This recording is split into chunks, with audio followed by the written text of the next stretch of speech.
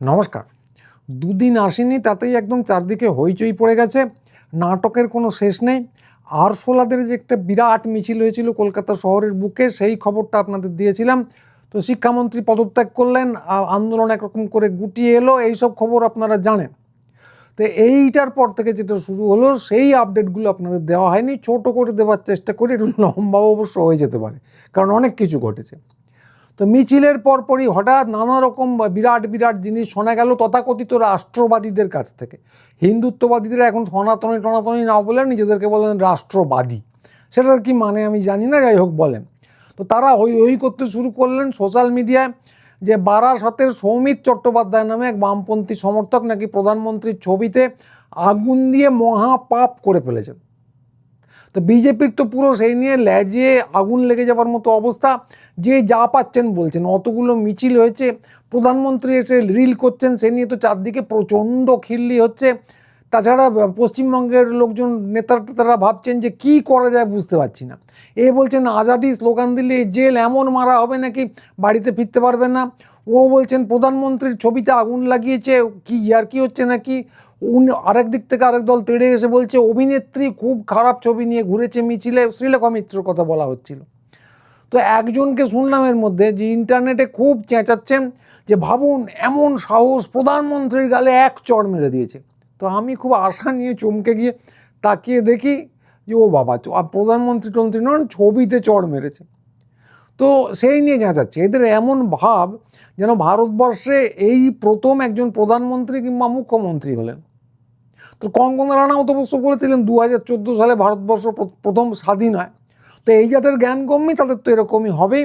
তো ওনারা যেটা জানেন না একটু জানিয়ে দেওয়া যাক, যদি বাই চান্স এই ভিডিওটা শোনেন তো একটু শুনে রাখবেন যে পশ্চিমবঙ্গের মুখ্যমন্ত্রী একদা ছিলেন বুদ্ধদেব ভট্টাচার্য, তার বিরুদ্ধে বিরাট আন্দোলন হয়েছিল, তখন ওর ছবিতে শিং লাগিয়ে দেওয়া হয়েছিল। মনমোহন সিং যখন প্রধানমন্ত্রী তখন তাঁর ছবি দিকবিদিকে জ্বালানো হতো, এবং কারা করতেন, আপনাদের যারা বড়দা ছিলেন তারাই করতেন, কুশপুত্তলিকা ছবিতে আগুন জ্বালানো। আর মমতা বন্দ্যোপাধ্যায়, সেটা তো জানা উচিতই, তাকে নিয়ে হাল আমলে যা রিল হয়েছে সব ধরাতে গেলে অ্যামাজনের আস্ত ডেটা সেন্টার ভরে যাবে। এছাড়াও আরজি করার সময় জুতো মারো তালে তালে স্লোগান কত হয়েছে সে আর কি বলবো, আপনারাও শুনেছেন আমি শুনেছি।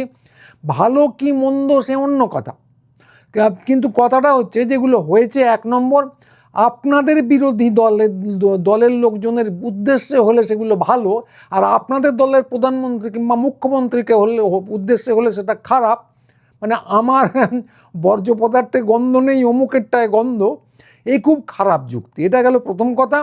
আর দ্বিতীয় কথা হলো খারাপ হতেই পারে, অনেক লোকের অনেক কিছু খারাপ লেগেছে, বুদ্ধবাবুর মাথায় সিংহ যেন খারাপ লেগেছে, অনেক খারাপ খারাপ ছবি বেরিয়েছে মমতার, সেই সব খারাপ লেগেছে, প্রতিবাদ হয়েছে। কিন্তু কথাটা হচ্ছে এসবের জন্য কেউ কাউকে জেলে পুড়েছে বলে কখনো দেখিনি। তো আপনাদের যিনি প্রধানমন্ত্রী আছেন তার জন্য কি এখন আইনটা বদলে ফেলতে হবে? ভারতীয় সংবিধান আপনারা পড়েননি জানি, কিন্তু সংবিধানের প্রাথমিক নীতি হলো আইন সকলের জন্য সমান। বিরোধী নেত্রীদের জন্য একরকম আর প্রধানমন্ত্রীর জন্য আর একরকম, এই জিনিস হয় না। তো কথাটা হচ্ছে যে এদের অর্ধেকই তো এসেছেন তৃণমূল কিংবা কংগ্রেস থেকে, এবং তাদের বর্জ্য পদার্থ। ফলে ওদের যে পুরনো অভ্যেস ছিল, একজন সজল ঘোষ কী যে বলেন, সে নিয়ে একটা আলাদা অনুষ্ঠান করতে হবে। মানে ইনি যে কোন গুণে নেতা হয়েছেন আমি এখনও বুঝতে পারি না। তো যাই হোক, এদের অর্ধেকই এসছেন ওই জায়গা থেকে, ওদের বর্জ্য পদার্থ। ফলে এরা যে পুরনো অভ্যেসে একটা খুব খারাপ মানের ক্লাবে পরিণত করে ফেলবেন বিজেপিকে, এ নিয়ে কোনো সন্দেহ নেই। বিজেপির যারা আদি সমর্থক আছেন তারা এটা ভেবে দেখতে পারেন। তো যাই হোক, আজকে ওই কেচ্ছার কথা হচ্ছে না, আজকে কী কী ঘটেছে সে নিয়ে কথা বলছি। তো মিছিলটা তো শেষ হলো, মানে আরশোলাদের বিরাট মিছিল। তারপরে বিরাট বিরাট সব আওয়াজ উঠল, হঠাৎ করে শোনা গেল সাংবাদিক নিগ্রহ। কিছু কিছু সাংবাদিককে নাকি প্রচণ্ড মারধর করা হয়েছে, মহিলা সাংবাদিকের উপর নাকি হামলা করা হয়েছে। তো আমার শুনে প্রথমেই সন্দেহ হয়েছিল এর মধ্যে গুলবাজি কিছু আছে, যেহেতু গদি মিডিয়া হই হই করে প্রচার করছে। তো পরে আমি ভিডিওতে যা দেখেছি তাতে নিগ্রহ কিছু দেখিনি, স্লোগান দেখেছি, সামান্য ধাক্কাধাক্কি দেখেছি। আর দা আওয়াজ বলে একটা চ্যানেল আছে, তারা দেখিয়েছে যে মহিলা নিগ্রহ বলে যে ছবিটা দেখানো হচ্ছিল, তো সেটা ডাহাগুল, মানে একজন মহিলাকে একজন ধরে নিয়ে যাচ্ছেন দেখা যাচ্ছিল, সেটা আসলে ওই মহিলার সহকর্মী। তো এইটা দেখিয়েছে ওরা, সত্যি মিথ্যে জানি না, তবে অস্বাভাবিক হওয়ার কিচ্ছু নেই, এ তো হওয়াই স্বাভাবিক। সেই সন্দেশখালীর শাহজাহান থেকে শুরু করে যিনি নাকি পিঠে বানাতে মহিলাদের নিয়ে যেতেন, এখন যারা আন্দোলন করতে এসছেন তারা নাকি ওই একই গোত্রের লোক, এই নিয়ে খুব হইচই শুরু হলো। তো সত্যি সত্যিই সেটা হলো, সাম্প্রদায়িক দিকে এরা নিয়ে যাবেই। পশ্চিমবঙ্গের মুখ্যমন্ত্রী স্বয়ং বললেন এটা হচ্ছে শুক্রবারীদের কারবার। আরেক দফায় গিয়ে, মানে বাঁশের চেয়ে তো কঞ্চি দড়ো, ময়ূখ রঞ্জন ঘোষ যদি কেউ বুঝতে না পারে বললেন শুক্রবারই দুধেল গাই। তো তারপর ঝপাঝপ গ্রেপ্তার হয়ে গেল একদম দুমদুম করে, কোন সম্প্রদায় বুঝতেই পারছেন, সংখ্যালঘুদের গ্রেপ্তার করা হলো। মুখ্যমন্ত্রী বললেন যে গুন্ডা দমন আইন দিয়ে এমন শাস্তি দেবেন যে এদের 3 পুরুষ অবধি মনে রাখবে। তো সৌমিত যিনি আগুন দিয়েছিলেন প্রধানমন্ত্রীর ছবিতে, তিনি গ্রেপ্তার হয়ে গেলেন।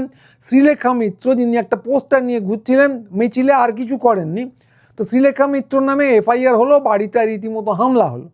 তো পোস্টারটা খুব শ্লীল ছিল, আমি বলবো না, সে নিয়ে তো নিন্দে হতেই পারে, কিন্তু কথা হচ্ছে এই নিয়ে বাড়িতে হামলা জীবনে প্রথমবার দেখলাম এই গত 30-40 বছরে। তো শ্রীলেখা মিত্র আবার একটা অদ্ভুত কথা বললেন, কে হাতে কি পোস্টার দিয়ে দিয়েছে, চোখে চশমা ছিল না খেয়াল করিনি, তা কেই বা দেয়, নেয়নি বা কেন, কী আছে দেখে সেটা আমি জানি না। কিন্তু কথা হচ্ছে যে উনি নিয়েছেন, পোস্টারটা খারাপ ছিল, যাই হোক এই নিয়ে হামলা করার কোনো অর্থ নেই, কারণ ওটা ওনার অধিকার। এবং এই যে অধিকার যারা লঙ্ঘন করছে তারা হচ্ছে এমন একটা সরকার যারা গণতন্ত্রের ধার ধারে না। তা আমাদের কোনো সাদাসিধে লোক, প্রচুর সাদাসিধে বালক ও বালিকা দেখেছি একদিন গত 5-6 মাস, 1 বছর 2 বছরে, যারা লেসার ইভিল বললে খুব খিল্লি করতেন। ওই ব্যাপারটা কি ওরা বুঝতেন না, এতই অবোধ সব বালক। এমনকি এই কদিন আগে ডিম ছোঁড়া, নিগ্রহ এসবের বিরুদ্ধে আমি যখন বলেছিলাম, তখন সেটা বলার জন্য তারা পাড়া কাঁপিয়ে আমাকে চটি চাটা বলে গেছেন, আমাদের নানা লোককে, আমি একা নই, বলে গেছেন একদম খুব পরিষ্কারভাবে। মানে ওদের ধারণা ছিল, বারবার বলতেন আমাদের কেউ ডিম ছোঁড়ে না, আমাদের কেউ ধরে না, ইত্যাদি প্রভৃতি। তখনও বলেছি যে ধরতে আর কী আছে, যারা ক্ষমতায় এসছে তারা দল বাগিয়েছে, ধরে নিয়ে যাবে, পুলিশ লাগিয়ে সমস্যার কী আছে। তো খুব সম্ভবত তারা এটাতে কান দেননি, কারণ অবোধ বালকদের মতোই তাদের ধারণা ছিল যে রাম রাজত্ব এসে গেছে, তাদের আর কেউ কিচ্ছু বলবে না। তো তারা এখন ওই লাহেক আলী, সৌমিত চট্টোপাধ্যায়, আফরোজ, মানে যাকে গ্রেপ্তার করা হয়েছে, আর অনেককে করা হয়েছে তথাকথিত সাংবাদিক নিগ্রহের জন্য, আর তাদের কেসগুলো একবার দেখতে পারেন। আফরোজকে খালি পায়ে ধর্মতলায় হাঁটানো হয়েছে, আফরোজ এবং আরও কয়েকজনকে।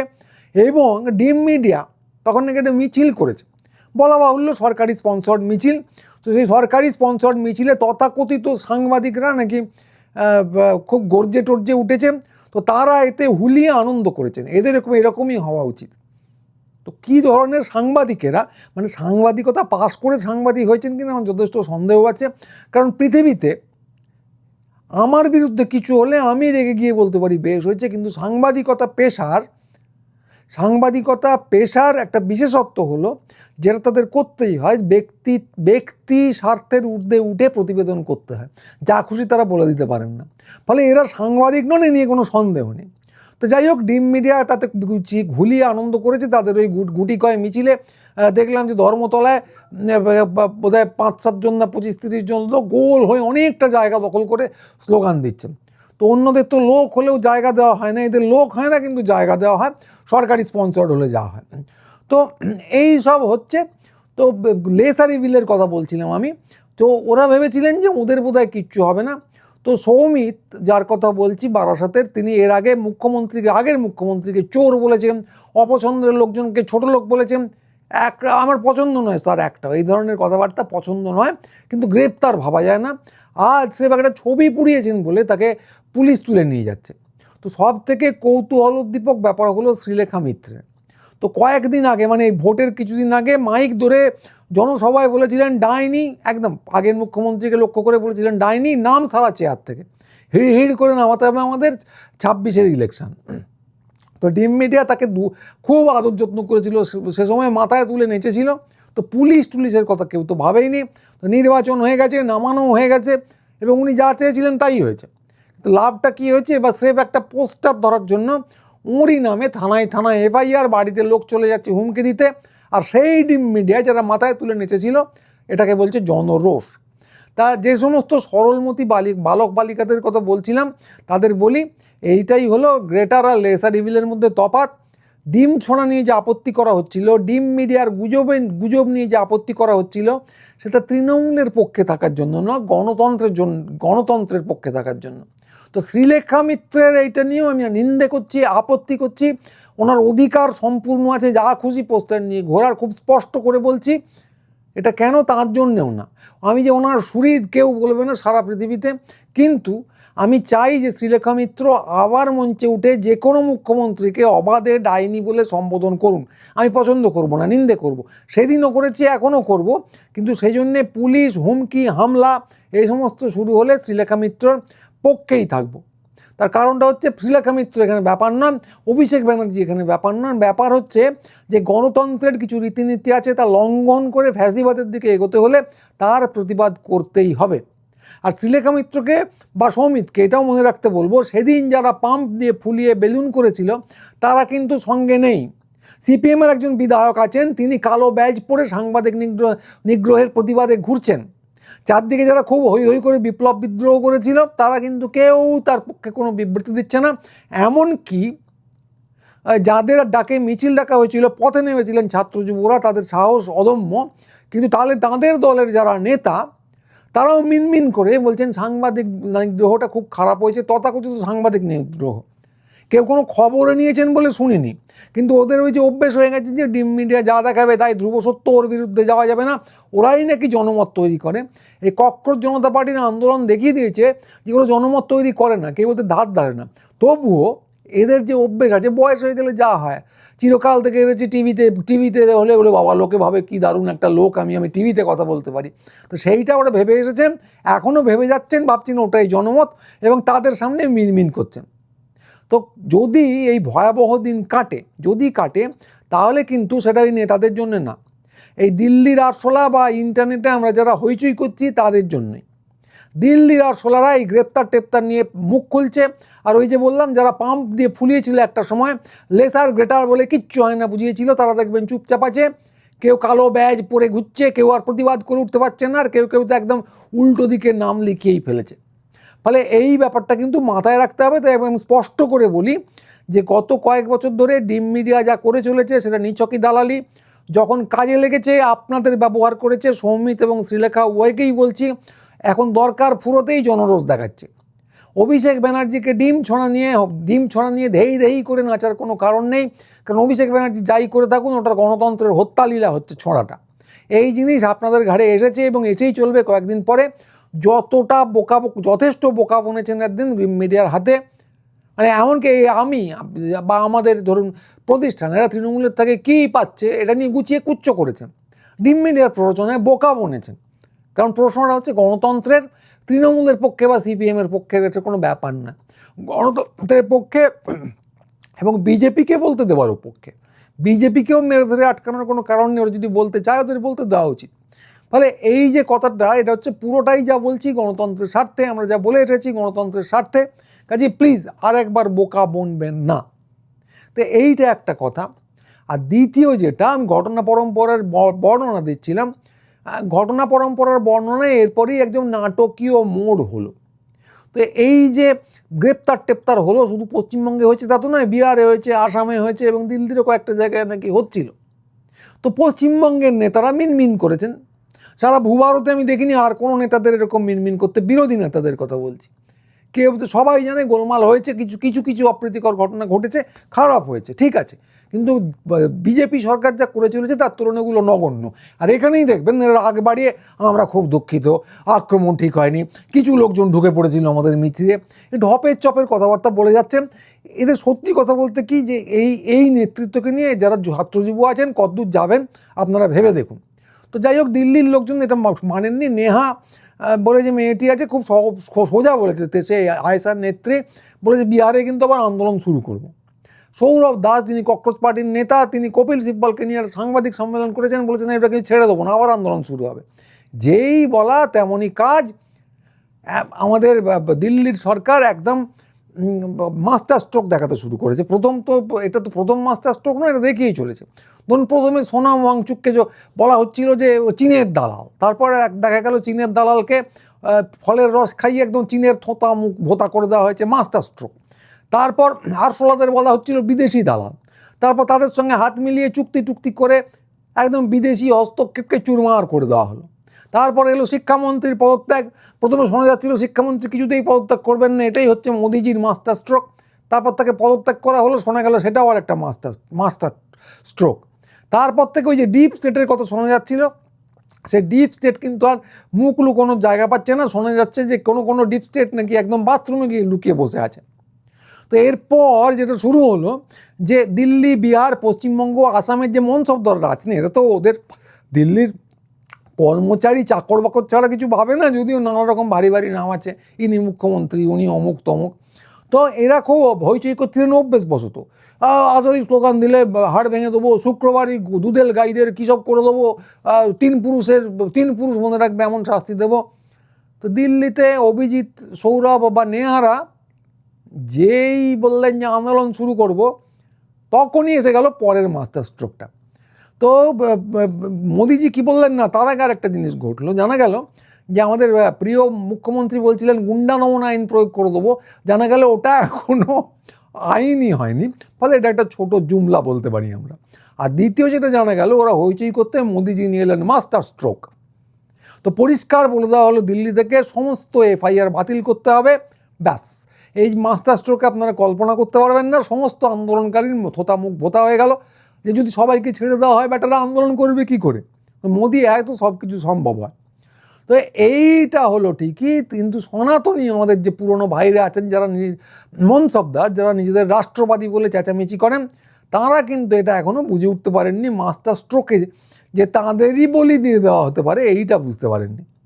তো তাঁরা ওই যে বলেছিলেন 3 পুরুষ মনে রাখবে এমন শাস্তি দেবো, দেখা গেল যে কাউকে 3 দিনের মধ্যে, কাউকে 3 ঘন্টার মধ্যে ছেড়ে দিতে হলো। আমাদের যে প্রিয় গদি মিডিয়ার বা প্রিয় চামচা সাংবাদিক নামধারী লোকজন আছেন, তারা তারপর কোথায় মুখ লুকোলেন জানি না, কিন্তু 3 ঘন্টার মধ্যেই ছেড়ে দিতে হলো। তো বেচারি আমাদের প্রধান মুখ্যমন্ত্রীর জন্য একটু খারাপই লাগে। তো এইটা উনি বুঝতে পারেননি, তো আশা করি ভবিষ্যতে বুঝতে পারবেন। তো আমাদের আন্দোলনকারী যে লোকজন আছেন তারাও অনেকে বুঝতে পারেননি। হ্যাঁ, আন্দোলনকারী লোকজন মানে যারা আন্দোলন করছেন, যে ছাত্র সাথীরা, ছাত্র যুবরা, তারা দিব্যি বুঝেছেন, নেতারাও কেউ বুঝতে পারেননি। তো ফলত যেটা হলো, 1 নম্বর হলো আমাদের প্রিয় মুখ্যমন্ত্রী তিনি বলেছিলেন 3 পুরুষ মনে রাখবে এমন শাস্তি দেবো, দেখা গেল যে 3 দিনও কেউ মনে রাখেনি, এবং যারা বেরোচ্ছেন তাদেরকে মালা দেওয়া হলো। এবং তার সঙ্গে যারা সাংবাদিক নেমেছিলেন মিছিল করতে, হ্যান করেঙ্গা ত্যান করেঙ্গা, জুতো মেরে বিরাট কাজ করদুঙ্গা, তো তাদেরকে তার প্রত্যেকের ইন্টারনেটে দেখতে পাচ্ছি না। চারদিকে হুমকি দিচ্ছিলেন, সব দিকে নাকি বিদ্রোহ চারিদিকের মতো এফআইআর চারিদিকে, দেখতে পাচ্ছি না। তো এরা এটা বুঝে গেছেন বা বুঝতে পারেননি এখনও যে ভেড়া যেমন লড়ে খুঁটির জোরে, তো সেই রকমই এখানকার যে মনসবদাররা আছেন লড়ছেন দিল্লির জোরে। এরা কী করে জিতেছেন নিজেরাও জানেন না। তো দিল্লি এখন নড়বড় করছে, মাস্টার স্ট্রোক একটা করে দেবেন আমাদের প্রিয় প্রধানমন্ত্রী, আর এখানে সবাই নড়বড় করবে। তো এইটা কিন্তু এখনকার একদম পুরো সত্য যে দিল্লি নড়বড় করছে, এবং এদের কি হবে এরা জানেন না। ফলে এদের একটা অনুরোধ করব, বেশি বাড়াবাড়ি করবেন না। তো সত্যি কথা বলতে কি, অনেকেই তো বেআইনি কাজ করছেন, অসাংবিধানিক কাজ করছেন। না চতুর্থ স্তম্ভ কী করছে সে আর কি বলবো, তথাকথিত চতুর্থ স্তম্ভ, এগুলো করবেন না, কারণ একদিন তো বিচার হবেই।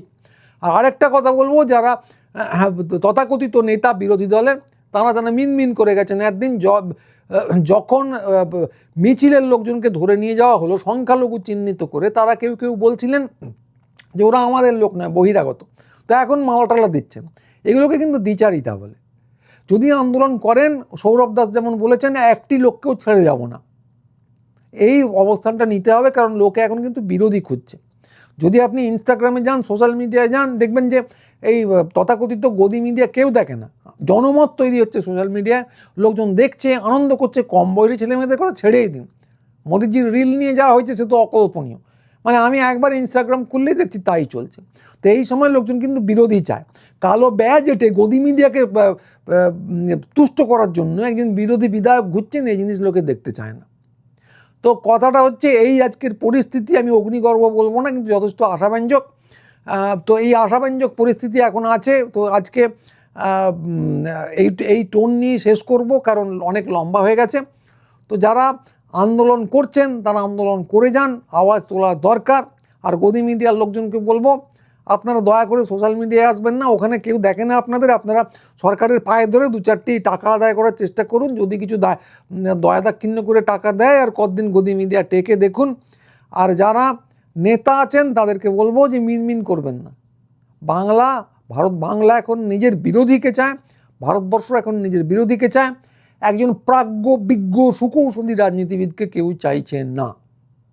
তা আজকে এইটুকুই, সবাই ভালো থাকবেন। যদি আমার বক্তব্য পছন্দ হয় নিজে দেখবেন, সকলকে দেখাবেন, চ্যানেল হাইপ করবেন, লাইক করবেন। আর আমাদের দোকান আছে পুরীরামের উল্টো দিকে, অতি অবশ্যই সেখানে আসবেন।